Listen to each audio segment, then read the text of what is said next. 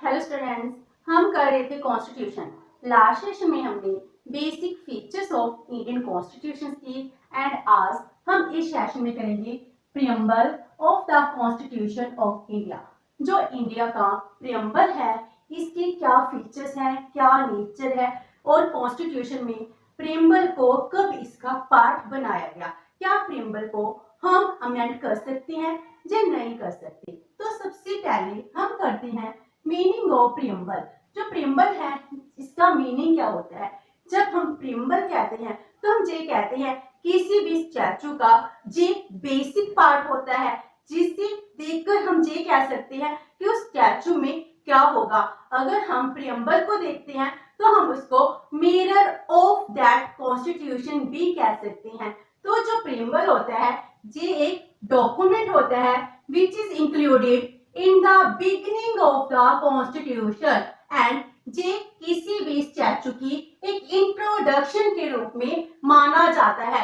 Means अगर हम अपने इंडिया का कॉन्स्टिट्यूशन देख रहे हैं, इस इंडियन कॉन्स्टिट्यूशन की क्या फीचर्स होंगी, उसमें क्या लिखा होगा, क्या इसके ऑब्जेक्टिव होंगे, ये सब कुछ हमको सिर्फ प्रियम्बल को देखने से पढ़ने से ही समझ आ जाएगा। तो एक ऐसा डॉक्यूमेंट होता है जिसमें अंदर क्या कुछ है उसके बारे में हमको पहले एक फ्रंट पेज पे ही सब कुछ मिल जाता है।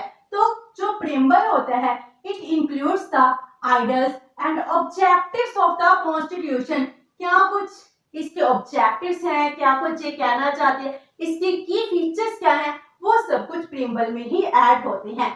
तो it is the key to unlock the legislative intent. Mean जो कुछ भी लेजिस्लेटिव कहना चाहती थी, करना चाहती थी, उसकी क्या डिजायर थी, उसको अगर हम देखना चाहते हैं तो उसकी एक की क्या है, प्रियम्बल ही है।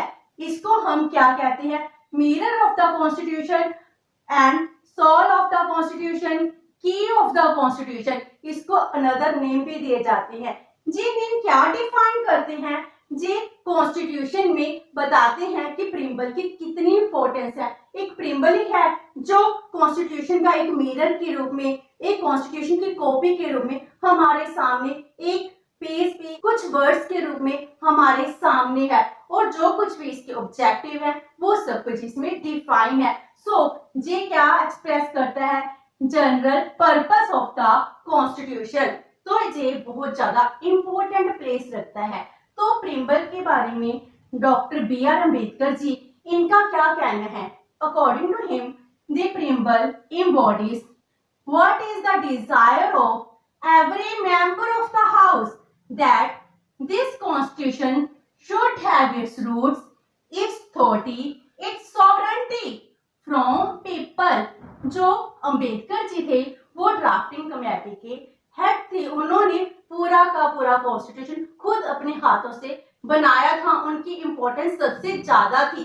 तो उन्होंने ये कहा है कि जो प्रियम्बल है इसमें जितने भी कॉन्स्टिट्यूएंट असेंबली के या लेजिस्लेटिव के मेंबर्स थे उनकी डिजायर को डिफाइन कर रहा है प्रियम्बल। और उन्होंने डिफाइन किया है कि जो हमारा देश सॉवरेन बना है, इसकी सॉवरेंटी है, अथॉरिटी है, इसके रूट्स है, वो कहां से आएंगी, लोगों से आएंगी। सभी की सभी पावर्स किसके पास होंगी, लोगों के पास होंगी। इसीलिए अंबेडकर जी ने बहुत अच्छे से प्रियम्बल के बारे में डिफाइन किया है।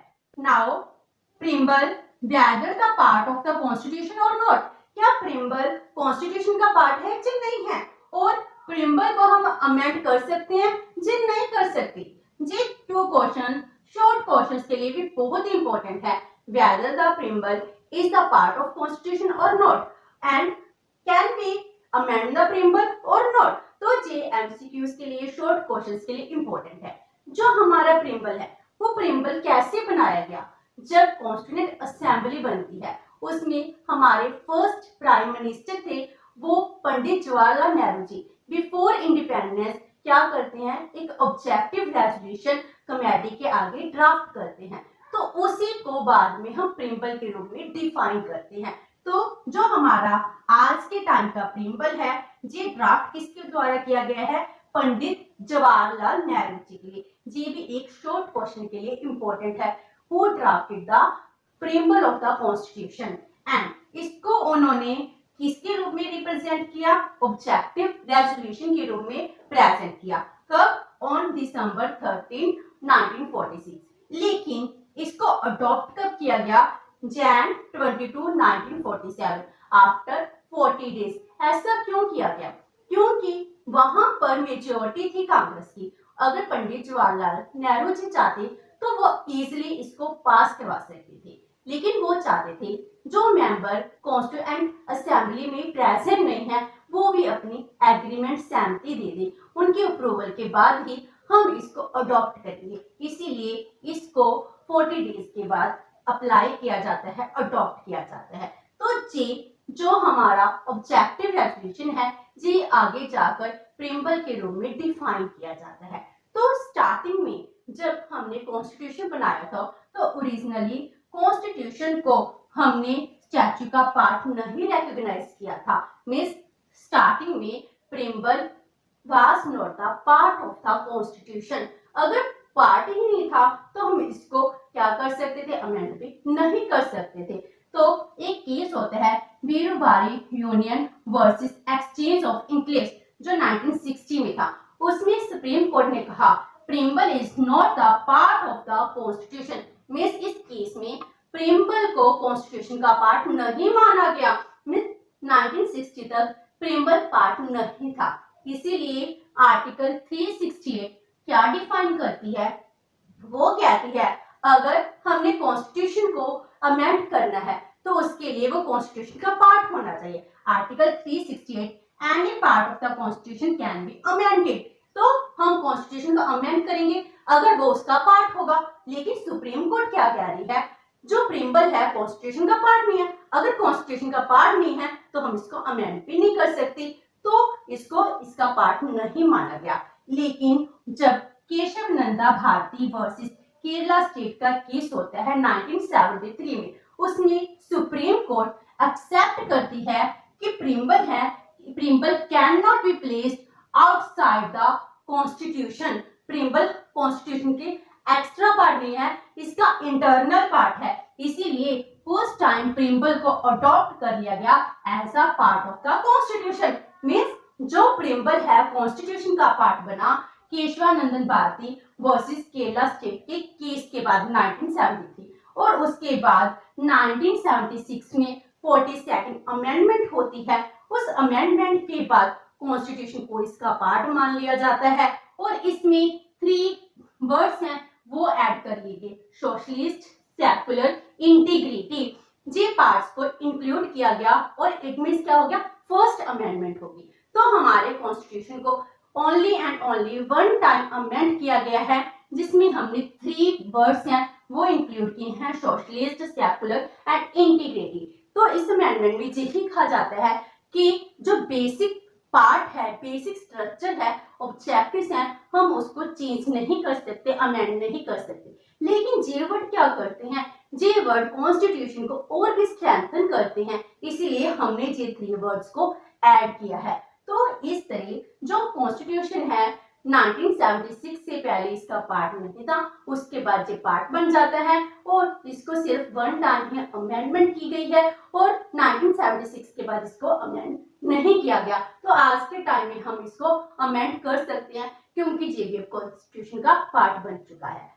Now main contents of the preamble. जो प्रीएम्बल के कंटेंट्स क्या है? जी हमारा प्रीएम्बल है जो कॉन्स्टिट्यूशन को डिफाइन करता है, उसका मीटर है। तो जो ब्लू लाइंस में मैंने अंडरलाइन किया है इसको कैपिटल लेटर्स में लिखा गया है, जो बहुत ज्यादा इंटीग्रिटी है, ऑब्जेक्टिव्स है, इसको डिफाइन करते हैं। तो प्रीएम्बल के जो नेचर है, फीचर्स है, इसी से आएंगे। First one is way the people of India. ये क्या बन गए हैं? प्रीएम्बल के सोर्स बन गए हैं। मीन्स क्या कह रहे हैं हम लोगों ने, इंडिया के लोगों ने इस प्रीएम्बल को अडॉप्ट किया है, इस प्रीएम्बल को हमने बनाया है, इस कॉन्स्टिट्यूशन को बनाया है। वो कहते हैं we the people of India having solemnly resolved to constitute India into a sovereign, socialist, secular, democratic republic and secure to all its citizens means हम ये कह रहे हैं अगर हम कॉन्स्टिट्यूशन बना रहे हैं, कॉन्स्टिट्यूशन का सोर्स कौन है? हम इंडियन पीपल हैं, इंडिया के लोग ही हैं। हमने अपनी मर्जी से हमने इंडिया के डेवलपमेंट के लिए इस कॉन्स्टिट्यूशन को कॉन्स्टिट्यूट किया है। हम चाहते हैं जो इंडिया है वो सॉवरेन बने, सोशलिस्ट बने, सेकुलर बने, डेमोक्रेटिक बने, रिपब्लिक बने, जिससे सब लोगों के जो इंटरेस्ट हैं वो सिक्योर हो सके। जो सॉवरेन है, सोशलिस्ट है, सेकुलर है, डेमोक्रेटिक है, रिपब्लिक है, ये टर्म्स क्या डिफाइन करती हैं? Nature of the constitution. हमारी नेचर क्या है कॉन्स्टिट्यूशन की? प्रियम्बल की कॉन्स्टिट्यूशन क्या है? एंड उसके बाद क्या डिफाइन किया गया है? जस्टिस। किस मैटर में? सोशल, इकोनॉमिक एंड पॉलिटिकल, हर एक मैटर में जस्टिस होनी चाहिए, लिबर्टी मिलनी चाहिए। किसमें? Of thought, expression, belief, faith and worship, equality of status and opportunity, and to promote among them all. Then fraternity, it is showing the dignity of individual and the unity and integrity of the nation. तो ये सब क्या है? Objective है। हमारा जो preamble है इसके मेन ऑब्जेक्टिव बन चुके हैं, इसके अकॉर्डिंग ही कॉन्स्टिट्यूशन को बनाया गया है। तो पहले सोर्स कहाँ है? लोग, हम इंडियन ही हैं, और हमारी नेचर क्या है? Sovereign, socialist, secular, democratic, Republic है। ऑब्जेक्टिव क्या है कॉन्स्टिट्यूशन का? Justice, liberty, equality and fraternity है, जिससे हम आपस में प्यार से रहेंगे। ये हमारे ऑब्जेक्टिव है। And in our constituent assembly this 26 November 1949, क्योंकि कॉन्स्टिट्यूशन बनाया कब गया था? ये 26 नवंबर 1949 को बनकर तैयार था, लेकिन हमने अडॉप्ट कब किया था? 26 जन 1950 को। तो जो हमारा कॉन्स्टिट्यूशन है 26 नवंबर 1949 को कॉन्स्टिट्यूएंट असेंबली है, इसके द्वारा अडॉप्ट कर लिया गया, एनेक्ट किया गया and give to ourselves the constitution. हमने अपने भारत के लिए अपने कॉन्स्टिट्यूशन का निर्माण कर लिया गया। तो जो ये डेट है ये किसको डिफाइन करती है? टाइम को, कि हमने कब अडॉप्शन की है। तो इसकी कॉन्स्टिट्यूशन की अडॉप्शन आ गई। तो कॉन्स्टिट्यूशन की क्या फीचर्स हैं? इसकी 4 फीचर्स हैं: source, nature, objective and adoption of constitution. तो ये प्रियम्बल की जो फीचर्स हैं जी हम नेक्स्ट सेशन में करेंगे। आज हमने प्रियम्बल की बेसिक किए और इसका पार्ट देखे कि इसको कॉन्स्टिट्यूशन का पार्ट बना सकते हैं, अमेंड कर सकते हैं, जे नहीं कर सकते, और मेन कंटेंट देखा। जो कंटेंट अपने आप में ही बहुत ज्यादा इंपॉर्टेंट कॉन्सेप्ट है, इसमें एमसीक्यूज और शॉर्ट क्वेश्चंस बहुत इंपॉर्टेंट है। होप सो कि आपको ये सेशन अच्छा लगा होगा। अगर आपकी कोई क्वेरी है तो post it in the comment box and video चाहिए तो please like and share with your friends. Thank you so much and have a next day.